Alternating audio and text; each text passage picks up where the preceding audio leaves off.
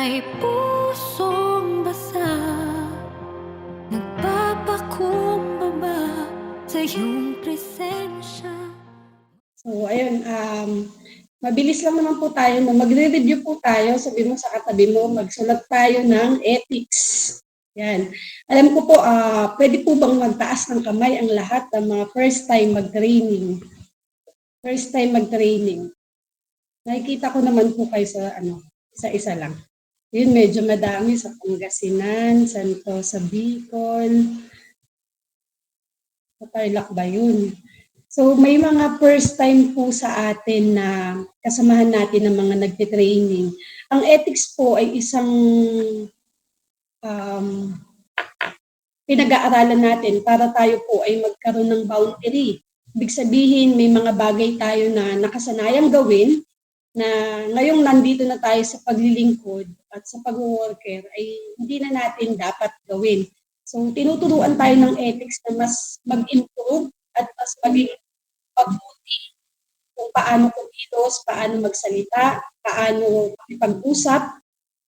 Amin po. So mahalaga po ito. Maaring yung iba sa atin, may kanya-kanya tayong kopya, narinig na natin ng paulit-ulit, pero ang ethics po ay pinapractice at ginagamit literal sa buhay natin dahil ito po yung nagbibigay sa atin ng magandang manners. Ano po? So mabilis lang tong pasadahan. Kaway nga po muna kayo kung naririnig nyo talaga ako kasi parang hindi kayo gumagalaw. Okay po, naririnig. Okay, mabilis lang po ito. Ethics sa soul winning. Ayan, ang sabi po dito, bago humayo, dapat maayos, malinis at mabangong lalabas. Una pa lang, pakisabi sa katabi mo, dapat daw mabangong lalabas. Ito, bawal tayong humayo nang hindi tayo naliligo. Sabi dito, girls, bawal magsuot ng mga damit na hindi kaaya-aya at pwede tayong, excuse me po sa term, mabastos. Dapat magsuot tayo ng igagalang kapag nakita tayo. Boys, be gentleman. Binabasa ko po yung mga copy natin, ng mga sinauna pa, ng mga ethics natin.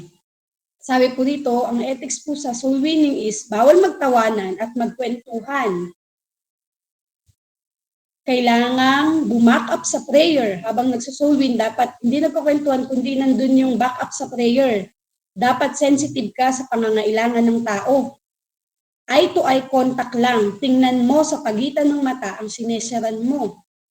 Bawal ang habol tingin kasi usually po sa ating mga nagsusoul winning, nagsishare tayo pero yung mata natin malipot or yung ulo natin, yung attention natin, wala dun sa kausap natin. Hindi po maganda yun. Dapat habang nagsusoul winning, nandun yung attention mo sa mismong kinakausap mo. Okay po. At sabi na dito, bawal mag-soul win kung magkaaway kayo ng kasama mo dahil may papasa nyo lang sa iba ang di magandang espiritu. Pakisabi mo sa katabi mo, kaya pala tayo di nakahayo nung nakaraan, magkaaway tayo. Okay. Kung may sumpong ka, pakisabi sa katabi, nakikita ko po, pakisabi nyo po, kung may sumpong ka, sabihin nyo po, kung may sumpong ka, kontrolin mo naman. Amen. At alam ko po, bawat isa sa atin may kanya-kanya tayong S o sumpong. Pero sabi po rito, ethics yan na kontrolin natin. Maging professional tayo. Kailangan ipaalam kung may sakit ka. Kasi may dahilan kung bakit minsan hindi tayo makahayo. Kailangan natin sabihin yon na may sakit po ako, ganito. Maging matapat sa time ng paghayo. Kung ano yung time na binigay sa atin, ang sabi po rito, maging matapat tayo sa time na yon. Alam na po natin ito mga kapatid, huwag nating dinadaya ang oras. Sabi po dito, leader lang ang allowed. Leader lang ang allowed mag-cellphone. Okay, pakisabi sa katabi, leader lang daw ang allowed na mag-cellphone. Tapos feeling mo lahat kayo leader kasi lahat kayo nagse-cellphone. Ano po? So pag nandun tayo sa soul winning, dapat maging seryoso tayo dun sa ginagawa natin. Hindi pwedeng naka-silent ang cellphone ng pastor o leader. Yan. Kasi po minsan mahirap kontakin yung mga pastor o yung leader kasi mga naka-silent. Kaya pag may mga emergency, hindi po makontak. Ang sabi po dito, ethics sa soul winning pa din tayo. Huwag mong gawing bagyo ang konting ulan. Bawal ang tamad. Pakisabi sa katabi, bawal ang tamad. Kasi umaambon sabi po dito, wag natin gawing bagyo. Pastora, matutunaw kami, asin kami ng sanlibutan. Diba? So wag natin gawing pong bagyo ang ulan. Okay, tuloy po natin. Wag dapat malayo sa isa't isa. Sa soul winning, wag tayong, minsan hindi mo na makita yung kasama mo. Huwag tayong masyadong maglalayo sa isa't isa. Habang soul winning, dapat mag-focus lang tayo dun sa sinesiran. Okay po? Bawal tayong makipagdebate. Mag-aral din dahil di may iwasan, may makikipagdebate talaga. Pero hindi tayo magsisimula ng debate. Okay? Hindi tayo, tara labas tayo, hanap tayo ng madedebate, hindi. Kailangan prepare tayo na meron tayong mga nakahanda na isasagot sa mga taong magtatanong sa atin. Amen? Kasi may mga tao talaga tayong mai-encounter na ang habol nila, debatihin tayo. So, in a good way, dapat matutunan po natin yon na hindi tayo nakikipagdebate, nagpapaliwanag tayo ng magalang at maayos na pamamaraan. Okay po. At sabi rito, kunin mo yung number ng sineseran para i-textmate, para hindi i-textmate, kundi para i-follow up. Tingnan nyo, sinauna po ito. Textmate pa. Ngayon, wala nang textmate, messenger na lang. Kailangan natin ng contact sa kanila, lalo na yung mga taong kailangan talagang balikan. So, pinaghirapan natin yan, sinolwin natin yan, kailangan po natin ma-follow up yan. Kailangan natin makakuha ng contact sa kanila para may way tayo na ma-follow up sila. Minsan, malalayo yung bahay, di ba po? Sabi po rito, kung magte-take ng pictures, yung nakaka-bless naman, please, hindi puro likod. Yan, yung nakaka-bless. Ipakita mo na seryoso ka sa sinesiran mo. Hindi pwede pong yung parang patawa-tawa tayo, kundi ipakita natin na seryoso tayo. Huwag tatanggap ng abuloy o pera. May ethics po tayo dito kasi minsan, akala ng iba sa pagkatok natin, humihingi tayo ng mga abuloy. Yung kaligtasan po na binibigay natin sa kanila ay libre po. 500 lang po kada share. Joke lang, di ba? Bawal tumanggap ng pera. Sabi niya rito, kung may baby yung sinesaran mo, wag mong babatiin kahit cute na cute ka na sa kanya. Kasi baka palawayan sa'yo. Di ba yan yung mga nangyayaring mga cases sa probinsya? So, much better na hindi na lang natin sila mong nabatiin kasi may mga pamahiin yan. Ay, lawayan mo bago ka umalis, baka mausog mo. Paano po pag ganon?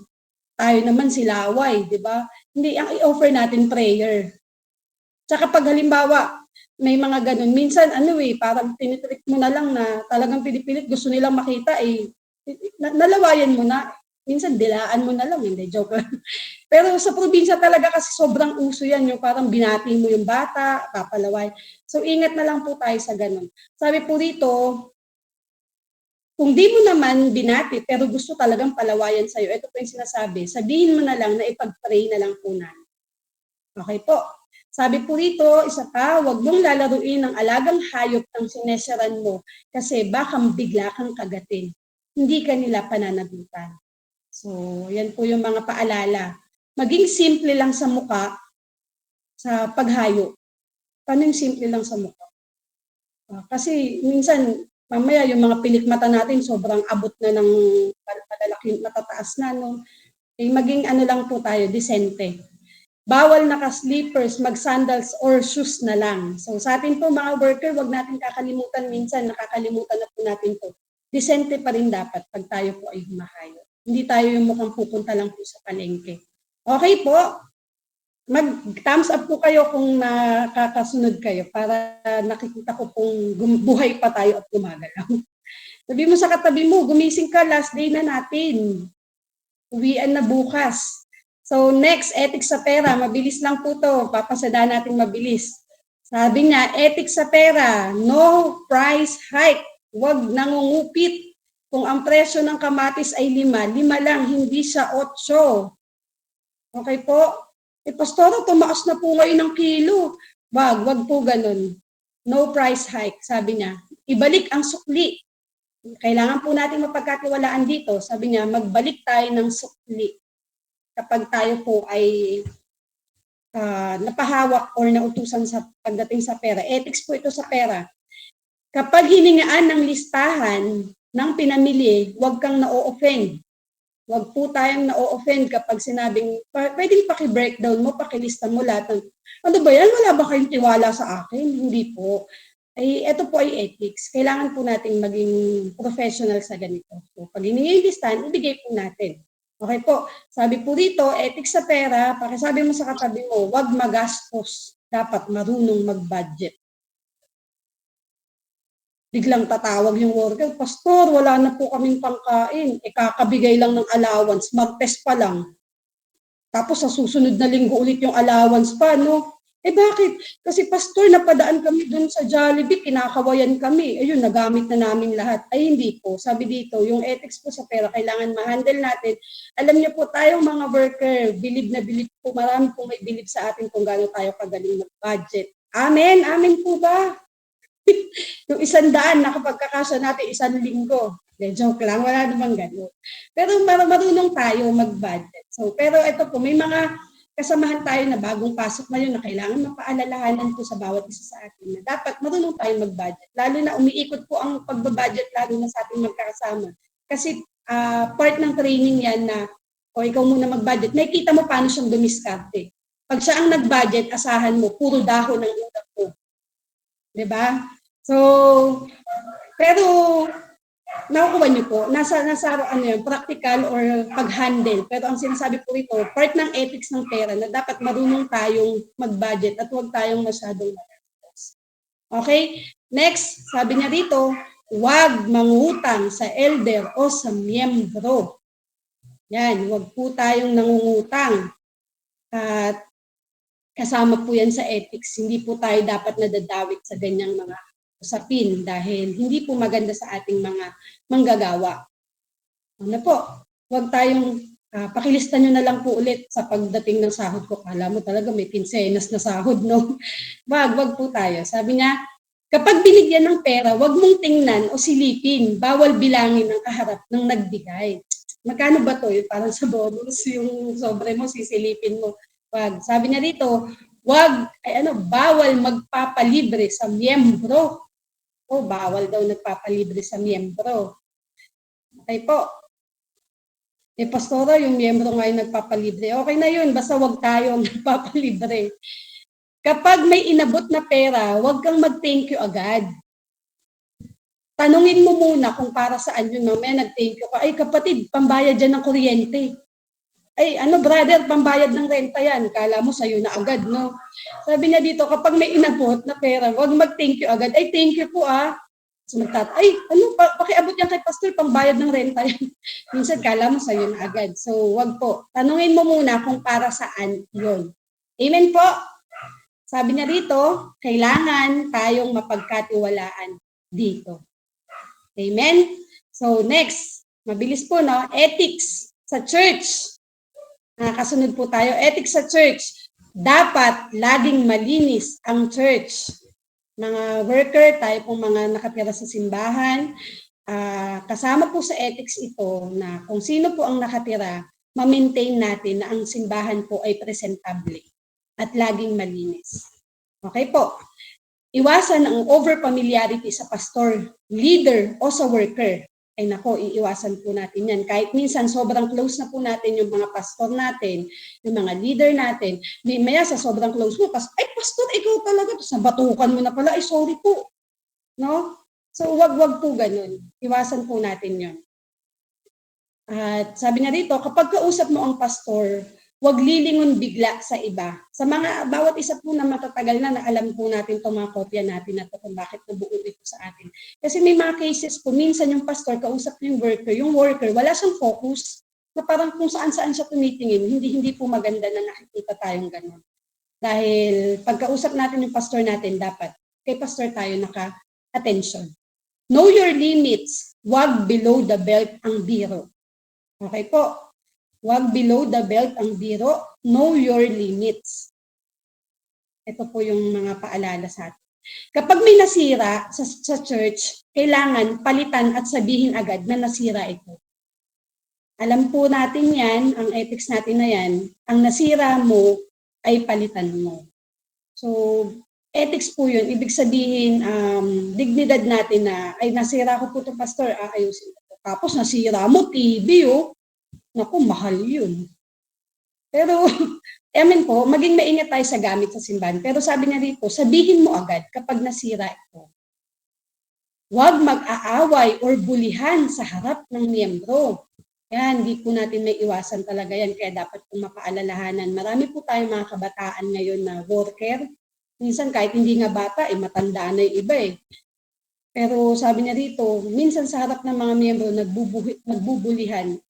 Sabi po rito. At huwag magharutan. Marunong ka dapat lumispeto sa nakakabata at nakakatanda sa iyo.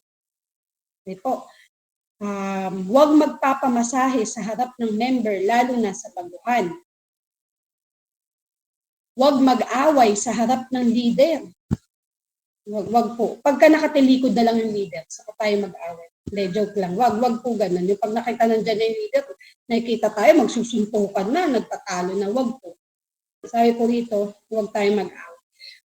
Mag-entertain ng taong pumasok. Huwag laging yung ka-close ang kausap. Sige nga, pakikalabit nga yung katabi o pakinggan mo daw tong mabuti. Yung mga worker tayo po, mga worker tayo dito lahat, no? Sabi niya rito, mag-entertain ng taong pumasok, huwag laging yung ka-close ang kausap. Nakakalungkot po minsan sa mga simbahan, yung mga worker, sila-sila lang ang magkausap. Pag may dumating na baguhan o yung na-soul win, walang kausap kasi yung sila-sila lang ang magkausap. Dapat hindi po. Kasi ulitin ko po, pinaghirapan natin yan, binuhusan natin ng oras, ng pagod, ng panalangin. Pag nandiyan na po sa simbahan, maganda po na maramdaman nila yung full attention natin. Kaya nga meron po tayong programa ngayon na sinasabi po sa atin na meron pong dapat naka-assign lalo na dapat pag may after ng service, hindi tayo tayo man ang magka-close bas pagkatas ng service, hindi tayo magkakilala muna, kumbaga hindi muna tayo magkakakwentuhan, pumunta tayo sa mga dapat na natin kausapin, lalo na yung may mga baguhan tayo. Okay po. Huwag laging dumidikit sa miyembrong mayaman. May nakalagay po dito, no? Paano po kung lahat ng miyembro natin mayaman? Diba? Hindi. Meron pong, dati pa to, meron pong sinabi na paalala. Ibig sabihin, hindi tayo dapat namimili ng miyembro lang, ng favorite natin. Si ganito lang, gusto lang natin si ganito. Hindi po. Dapat equally, nandun yung pantay yung pagtungo natin sa ating mga member. Amen? Kapag may personal na problema o i-correct, makipag-usap ng personal sa leader, wag sa harap ng ibang tao. So kung meron tayong mga dapat private na pag-usapan, sabi niya rito, ilapit natin sa leader ng personal. Sabi niya, baguhan ng unang lapitan, wag mo siyang iiwan. Ito nga po yung sinasabi, ethics sa church, pag may mga dumating sa ating baguhan, sana hindi po sila na out of, ano ba tawag din? OP, ano ba yung place? Yung parang, ay wala namang kumakausap sa akin doon. Hindi po. Dapat nandun yung heart natin, lalo na tayo mga worker na yung pag-entertain natin doon sa mga member. Bawal i-compare ang church mo dati sa church mo ngayon. Yan. So, bawat isa sa atin, tayo po lahat ay naiikot. Napupunta tayo, na-deploy tayo sa iba't ibang simbahan natin. Sabi ko dito, bawal natin ikumpara yun. Kasi bawat simbahan ay may kanya-kanyang lasa, may kanya-kanyang paraan kung paano doon. Hindi po natin pwedeng i-compare yun. Okay po. Next po, ethics sa mesa. Yan. Para po sa kaalaman ng lahat. Favorite to ng mga worker, ang ethics sa mesa. Kasi always, ang sabi po dito, bawal ang bundok na pagkain. Pakitanong mo nga yung katabi mo, natatandaan mo pa kung gaano dapat kadami ang kanin sa plato? Sa iba, hindi nila alam. Tingnan nyo, yung iba, hindi po nila alam. Sabi mo sa katabi mo, dapat pango ang plato. Ay, ang kanin sa plato, pango. Bawal pong matangos. Ang ibig sabihin nun, hindi pwedeng masyadong madami yung nasa plato natin. Magtawag kumain, huwag makasarili. Nakakatuwa yung mga notes noong mga ethics no. O sabi mo sa katabi mo, magtatawag ka kapag kumakain, huwag makasarili. Yun nandun dapat yung care natin na, oy, kakain na po. Diba? So, tingnan niyo po to, yung next. At least 2 times bago pumunta sa mesa. Hindi yung kakain na, uy, kakain na daw, tara na. Yung nagmamadalian. Hindi, medyo kalma muna tayo. Sabi mo sa katabi mo, ikalma mo muna ang dragon mo sa tiyan mo. Pag nagtawag muna, sige po. O pangalawang tawag. Hanggang pangalawang tawag lang, hindi yung abot ka na ng 5 tawag, sister, kakain na, ganun. So, pangalawang tawag lang, at least 2 times bago pumunta sa mesa. Nakakasunod po tayo? Mag-thumbs up po kayo kung nakakasunod po tayo, no? Pwede bumalik para kumuha ng pagkain, pero tingnan mo muna kung madami pa yung food. Okay po? So, paalala po ito. Sabi mo sa katabi mo, yung iba nakalimot na talaga dito. Sabi niya, pwede namang bumalik, pero sabi niya, tingnan mo muna kung madami pa yung food. Sabi niya dito, huwag humingi ng extra rice. Sabi mo nga sa katabi mo, hindi yan mang inasal. Huwag humingi ng extra rice. Ito po, sabi ko nga po sa inyo, no, lalo na yung manners sa table. Kapag tayo po sinabuhay natin to, ang laki po nung magiging parang kaibahan natin kasi may kita na, meron tayong manners. Pag halimbawa, kumain na tayo sa ibang lugar, may kita nila na marunong tayo sa table. Yung may table manners tayo. So, huwag maghanap ng wala sa kainan. Huwag maghanap, ano yun? May toyo po ba kayo dyan? Ay, may chili oil po ba kayo? Sila Maya lang yung meron, nagtitinda sila fundraising. Pero yung halimbawa, nakikain tayo sa, ay wala po kayong chili oil,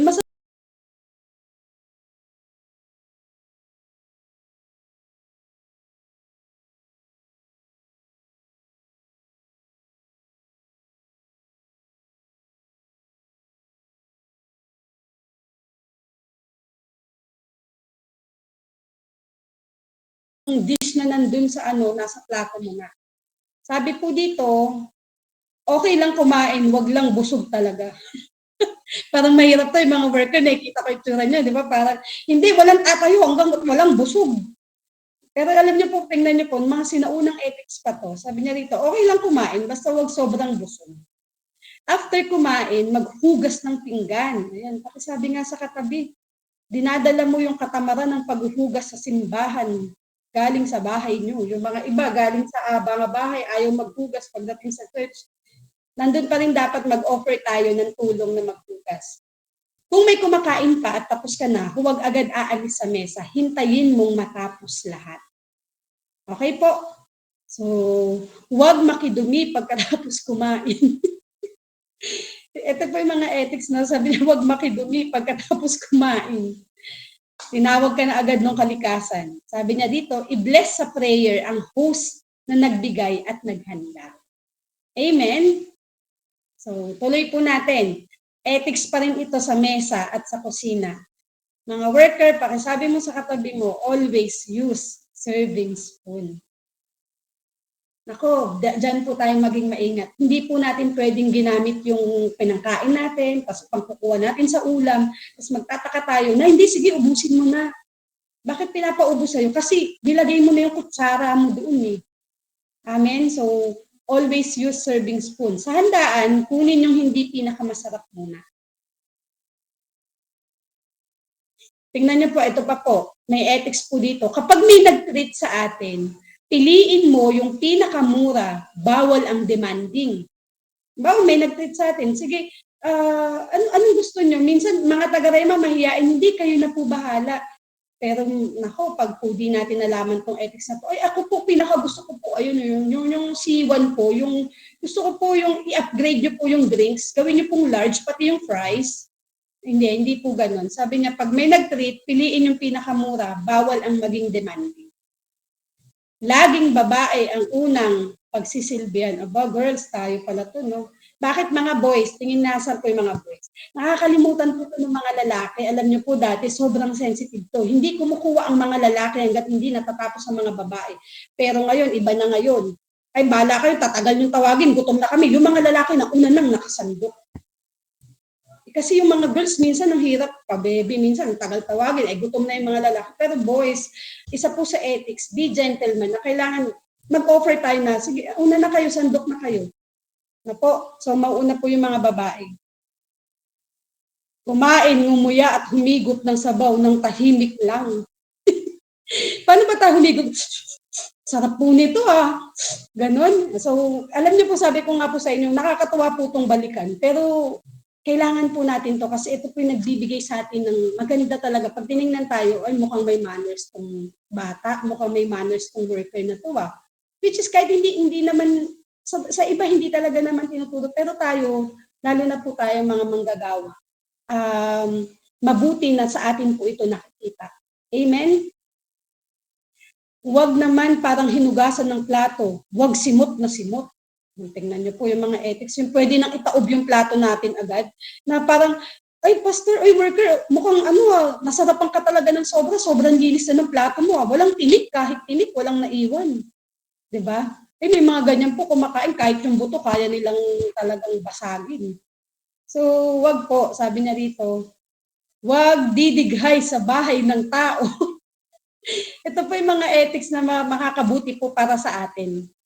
Kahit ka-close or kakilala mo yung tao, sabi niya, huwag kang nagbubukas ng kanilang refrigerator.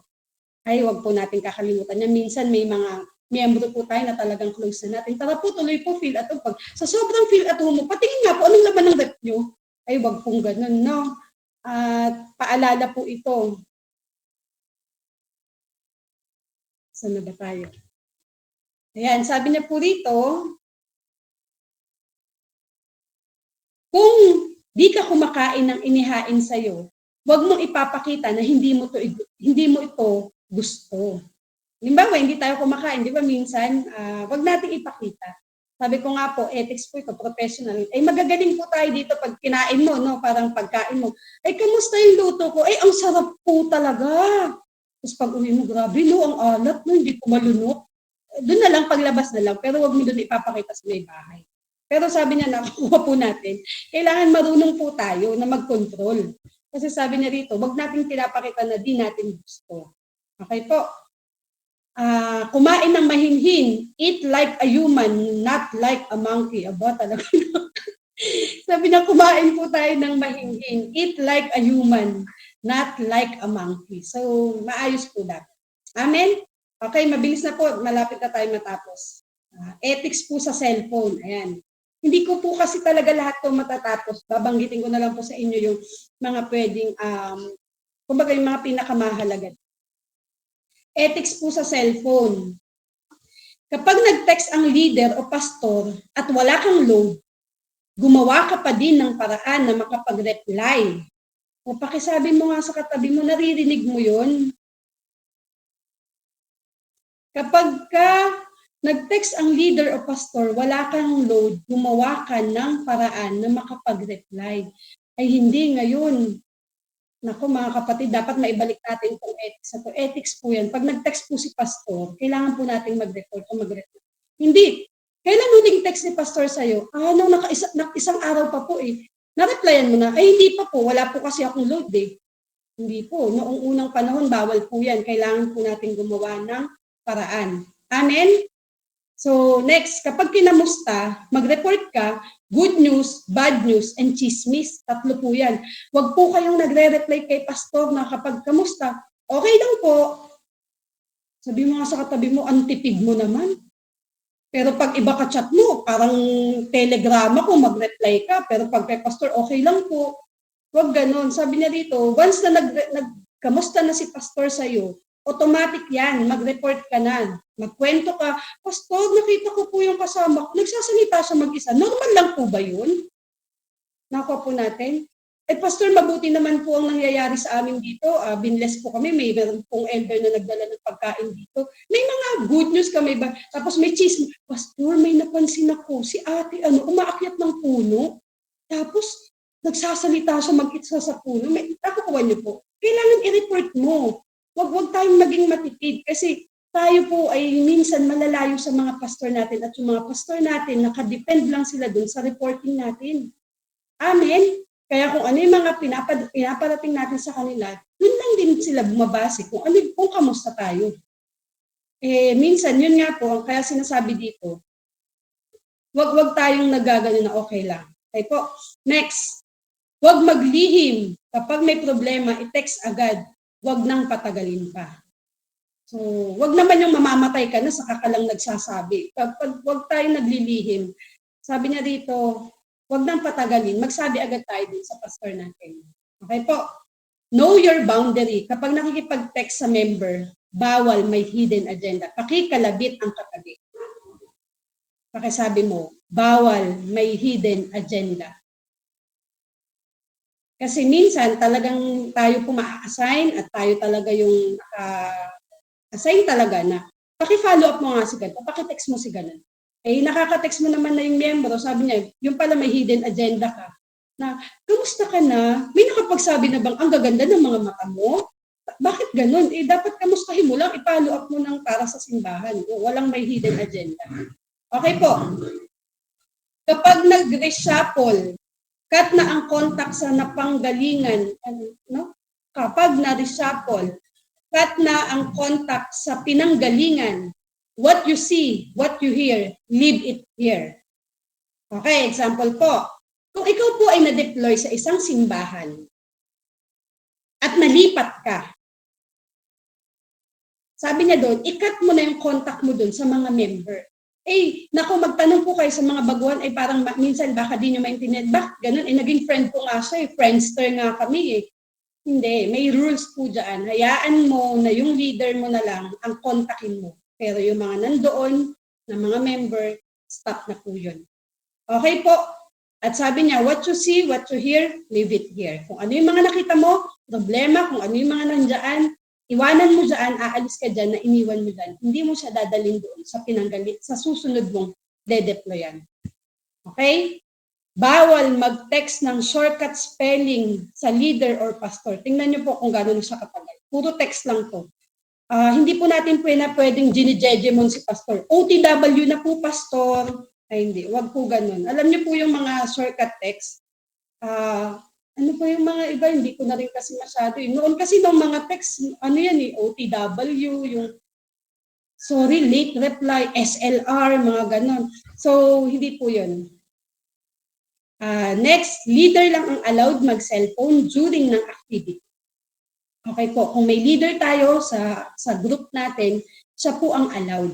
Hindi, lalo na may activity, hayaan natin siya lang ang allowed na mag-check ng kanyang cellphone. Huwag ihahang ang pastor kapag kausap mo. Okay po. Ano ibig sabihin nun? Habang kausap natin, pastor, wait lang kasi may tumatawag na isa sa akin, mas mahalaga to eh. Pastor, diyan ka lang wag mong papatayin, pastor Hindi, wag. So, wag po ganun. Kapag may miss call ang leader mo, mag-text ka agad. Sabi mo nga sa katabi mo. Pag may miss call ang leader, si leader, mag-text ka agad. Ibig sabihin, may sasabihin yan sa atin. Okay po.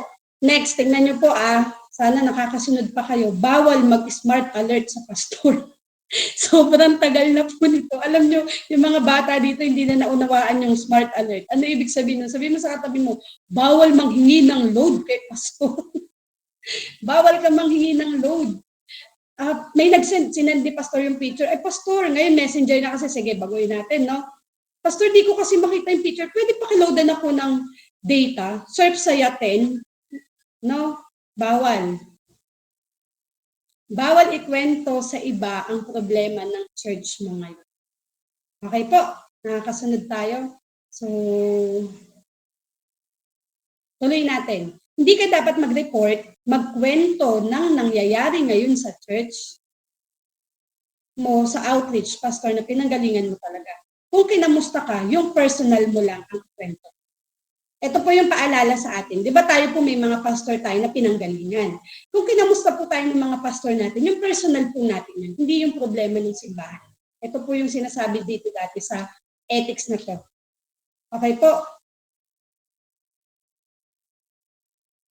Next po natin, huwag dumiretso ng report sa district pastor or kay senior pastor. Kasi po, meron po tayong mga local dyan. Yung mga local pastor natin, sila ang magre-report doon sa district natin, si district sa senior. So, ito po ay case-to-case na sinasabi sa atin. Huwag tayong dumidirekta agad kay Pastor Boy agad. Ay, nagpaalam na po kay Pastor Boy. Hindi po. Meron tayong hierarchy na tinatawag at may mga local tayo na pastor dyan. Okay? Next, no string attached sa pinanggalingan mo, bawal ang phantom authority, feeling mo andun ka pa rin. Feeling mo ikaw pa rin ang in charge at may authority doon. Bawal ang pa-hero type. Ito po yung mga nakalagay sa atin dito. Ano po ibig sabihin nito? May mga cases po sa atin na minsan, nalipat ka na ng ibang outreach. Doon sa pinanggalingan mong outreach, nagko-command ka pa rin. Doon sa pinanggalingan mong outreach, nagbibigay ka pa rin or nakikialam ka pa rin doon. Hindi na po. Sabi na dito, dapat stop na yun. Meron nang pinalit sa'yo, meron na sa ating inilagay na bago doon, nalipat na tayo, may bago na nilagay. Siya na ngayon ang dapat po doon na mamahala. Or siya na yung, sa madaling salita, wala na tayong authority doon. Kasi hindi na po tayo ang naiasay. Okay po. Next po, sabi niya po, pakisabi sa katabi, bawal makipagligawan.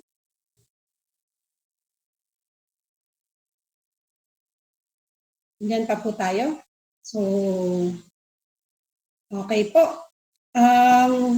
Siguro po yun lang po muna kasi hanggang alas 4 po tayo. So, nakakasunod naman po tayo na ano nyo yung ethics natin, no? Meron pa po kasing mga ilan dito, pero papasadahan ko siya sa susunod kung magkakaroon ng pagkakataon.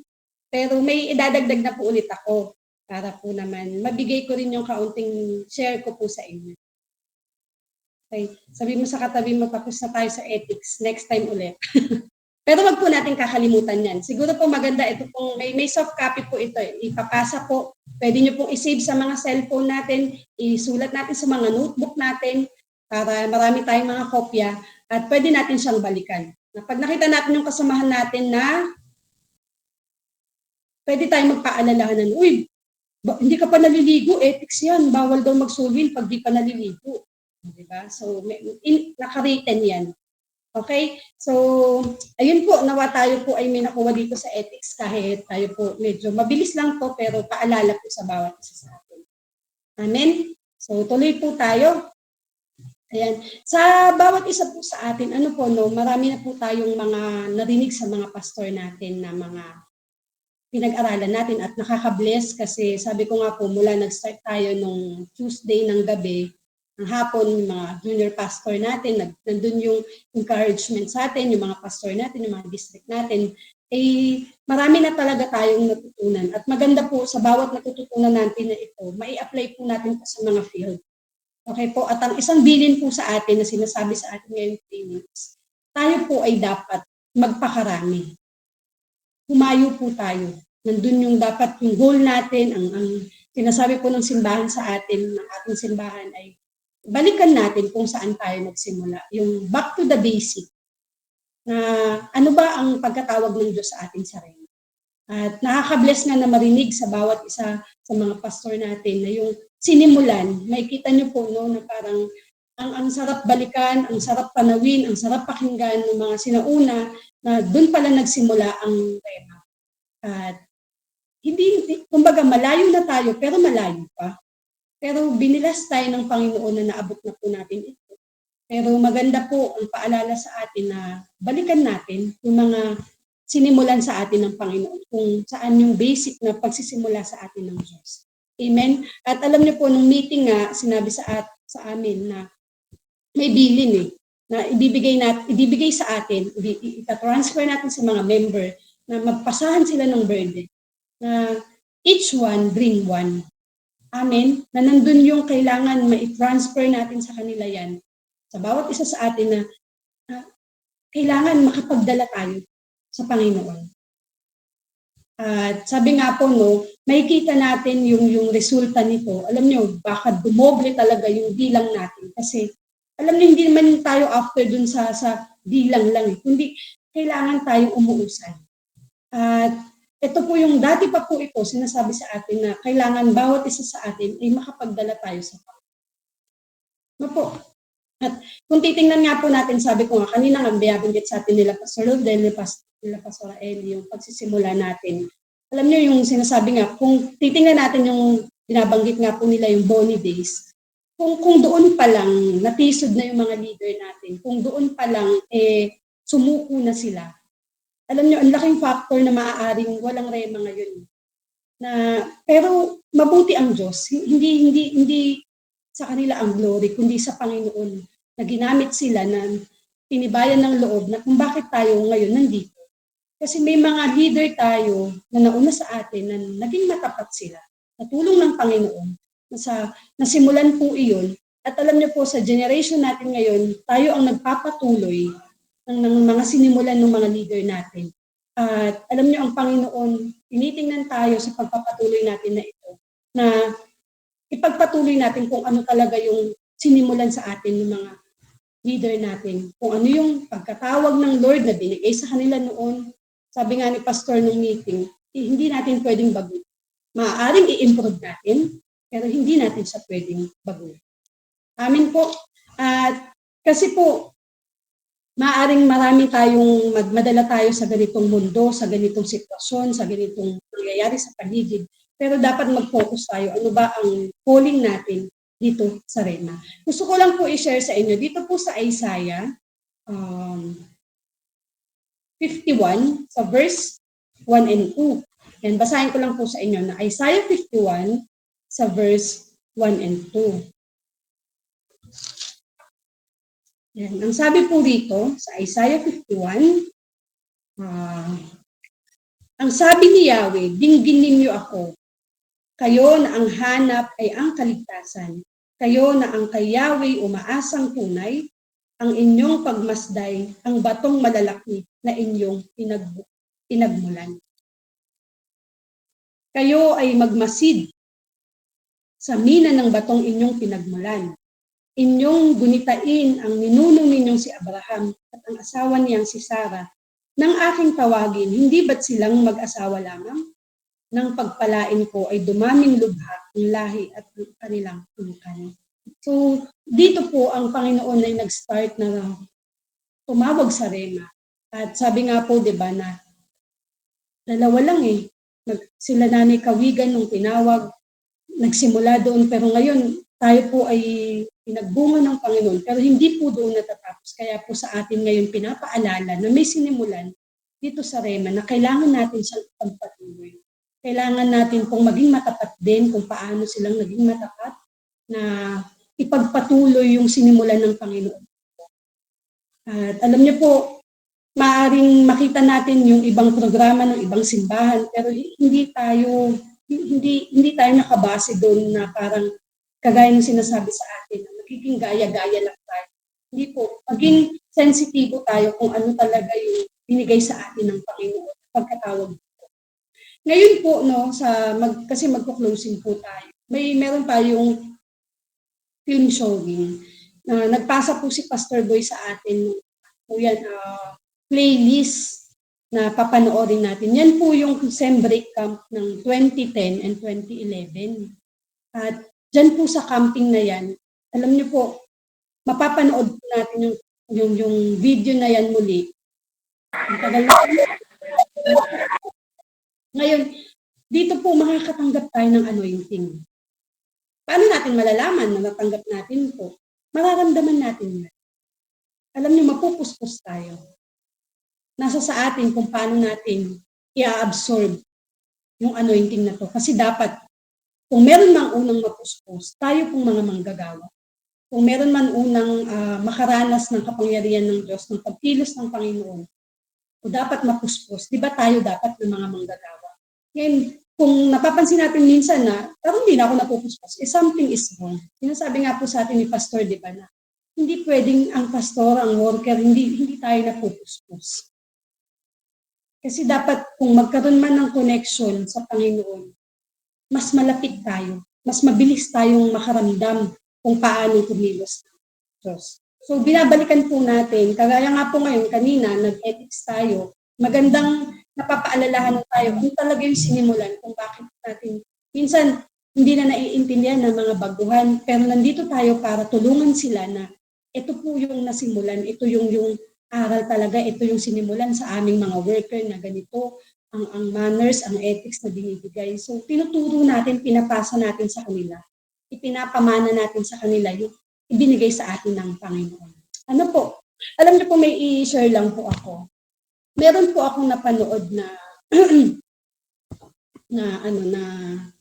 tawag dito na vlogger na ano po siya, seafarer yung seaman, yung mga nag-aano sila, nagtatrabaho sa barko. Ngayon, may ine-explain po siya doon kasi may mga nagtatanong sa kanya na bakit daw ganun yung design ng barko nila. Hindi siya kamukha ng ibang barko. So, ito po. Yan, kung nakikita niyo po sa likod ko, ayan, ganyan po yung itsura. Yan, ganyan po siya. So, yan po yung itsura. Kung nakikita niyo po, mag-thumbs up po kayo kung nakikita niyo. May nakikita niyo po ba yung background? Ayan, ganyan po yung itsura niya. Sandali po lang. So, may nagtatanong sa kanya, napanood ko po siya, ina-explain niya yan, na bakit ganun yung bakit hindi kamukha ng iba, na parang maganda talaga yung barko, mukhang mga building, mukhang ganito. Ngayon po, ang tawag po sa barko na yan, nakikita niyo po. Ang tawag po sa barko na yan ay X-bow. Kasi yun, X-bow ship. I-research nyo na lang po. Yan po, yung barko na yan, ang tawag dyan ay X-bow ship. So, may nagtatanong sa kanya na bakit daw ganyan itsura niyan. Kasi pag tinignan niyo po yung full niyan, hindi ko kasi siya mag-picture sa inyo ng mukha po siyang malaking tuka. Mukha yung pinaka parang harapan niya. Hindi siya yung typical na mga itsura ng barko. Iyan po ay iba ang itsura sa pinakaharapan niya. Mukha siyang malaking tuka ng ibon sa pinakanguso niya. Ngayon, ina-explain niya po dyan, kasi po, nakadesign po yung barko nila, yung X-bow ship, sabi niya po rito, na panlaban sa matinding alon.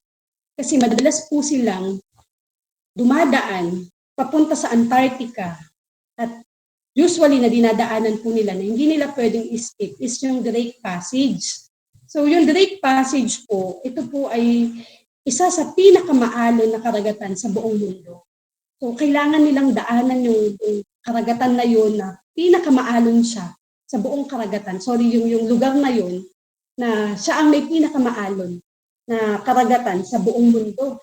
So, kaya ganyan nakadesign yung barko para talaga pangsangga sa malalaking alon.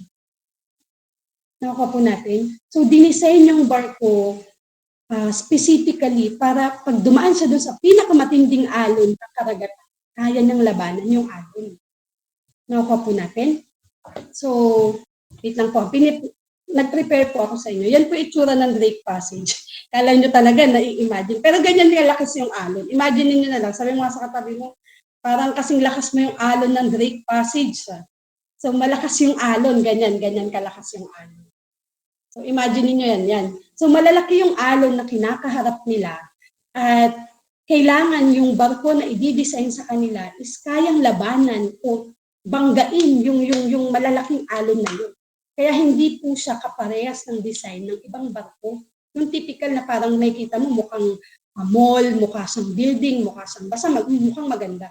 So, hindi siya ganun. Nakadesign siya talaga yung pinaka front niya, yung pinaka mukha niya sa pinaka parang unahan, mukhang malaking tuka siya. Kasi yun ang pinaka-front na kapag umarap na sila sa malaking alon, yun talaga ang panlaban nila. Nakuha po natin. At sabi ko nga po, yung Drake Passage ay kilala sa one of the world's most challenging and notorious ocean crossing. Ibig sabihin, isa siya sa kilalang mahirap kasi paano ba natin, walang street yung karagatan kundi yung lugar na yan, yung Drake Passage yun, marami na pong lumubog na barko. Dahil hindi nakayanan yung lakas talaga ng alon. So, bubuo sila ng isang barko na kaya niyang labanan, yung pinakaharapan pa lang, kaya niyang banggain yung malalaking alon. Ano po, dito po sa REMA, katulad po ng sinasabi sa atin ng ating mga pastor, tayo po ay may specific na design ng Diyos dito sa REMA. At may programa ang Panginoon na binigay sa atin dito na hindi natin pwedeng bago. Ulitin ko po, pwede natin itong i-improve, pwede natin itong palaguin pa, pero hindi natin pwedeng bago. Kasi kung ano ang sinimulan ng Diyos, ito po yung tatapusin niya. Amen. At ang REMA po, tayo po, sabi nga ng mga paalala sa atin, yung mga reminiscence. Sinimulan tayo ng Panginoon, sa totoo lang, hindi nga naghanap ng simbahan. Kundi prayer room ang nakuha. Na manalangin tayo, i-intercede yung mga tao dun sa paligid na yun, dun nagsimula ang Rema. At ngayon po, 2026, ini-encourage tayo. Sa totoo lang, sinasabi nga po sa atin na yung paulit-ulit na magtulungan tayo na makapag dala tayo sa Panginoon. Lalo na tayong mga worker po, no? Minsan nandun yung kakulangan ng mga manggagawa, pero hindi po tayo titigil. Ang sabi nga ng Bible, marami ang aanihin, ngunit kakaunti lang ang tagaan. Kailangan natin silang mahanap. Kailangan natin silang saliksikin. Kasi yung mga tupa, minsan, ligaw talaga eh. Kaya nga hindi sila makabalik kasi ligaw sila eh. Kailangan may mga lumuluhod sa panalangin para yung mga tupa na to magkaroon ng direksyon at matagpuan natin sila. So, sinimulan tayo ng Panginoon dito. Ito po yung ipagpatuloy natin. Huwag po tayong ma-out of focus na ito ang ginagawa sa ibang lugar, ito ang ginagawa sa ibang simbahan, sa ibang programa, ganito dapat ang gawin sa Rema. Hindi po. Back to the basic. Yung sinasabi po sa atin, simulan natin, balikan natin yung dati, each one bring one. Alam niyo nga po, sabi ng meeting, alam ko binanggit nga ni Pastor Larry nung nagsabi siya, awayin natin yung mga member. Tapos, nagsumbong yung mga member, inaway po ako ni ganito. Hindi naman yung word kasing awayin na para bang talagang anuhin natin sila na magdala po tayo in a good way. In a good way, sa proper way na encourage natin sila na sama-sama po tayo. Alam niyo, meron po ako naririnig na pastor na lagi nang sinasabi, tulong-tulong tayong punuin ang langit. Amen? Ang dami na pong tao sa impyerno. Pero tayo po magtulungan tayo na punuin ang langit, na dalhin ang mga tao papunta ng langit.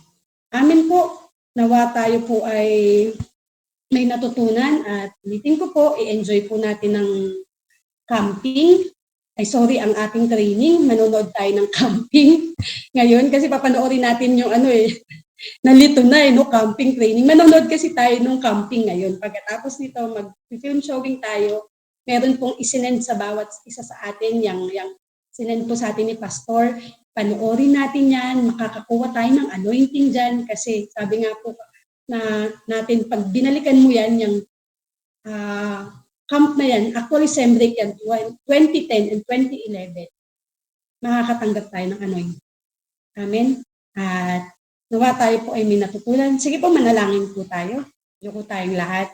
Panginoon, patuloy kami na nagpapasalamat sa iyo sa patuloy na pagsama mo at pakikialam sa training na ito. Hayaan mo, Lord, na sa pagpapatuloy pa, Panginoon, sa mga nalalagdi pa naming oras, umilos ka, mangusap ka, Panginoon. At hayaan mo, Panginoon, na panawin namin at muling balikan yung kabutihan mo. Kung paano mo kaming tinawag, kung paano mo kaming sinimulan, Panginoon, na baguhin.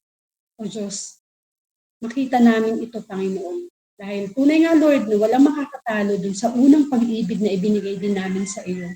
Yung first love namin sa iyo, Panginoon, tulungan mo kami, Panginoon, na mabalikan ito. Yung unang init, kung paano ka namin unang nakilala, O Diyos. Hayaan mo, Panginoon, mag-alab pa ito ngayon. Ngayong taon na to sa paglilingkod namin sa bawat field, Panginoon, na pupuntahan namin. Hayaan mo maging mabunga kami, Panginoon. Kung may mga pagkukulang kami last year, tulungan mo kami, Lord, na mas makabawi at higit pa ngayong taon. At magbigay kami ng kaluguran sa iyo. Salamat, O Diyos. Umilos ka sa bawat isa sa amin, Panginoon, at pinagkakatiwala po namin sa inyo ang lahat. Sa pangalan ni Jesus. Amen. Amen. So, God bless po sa bawat isa. At ayun po, pinabalik ko po kay Pastor Marlon.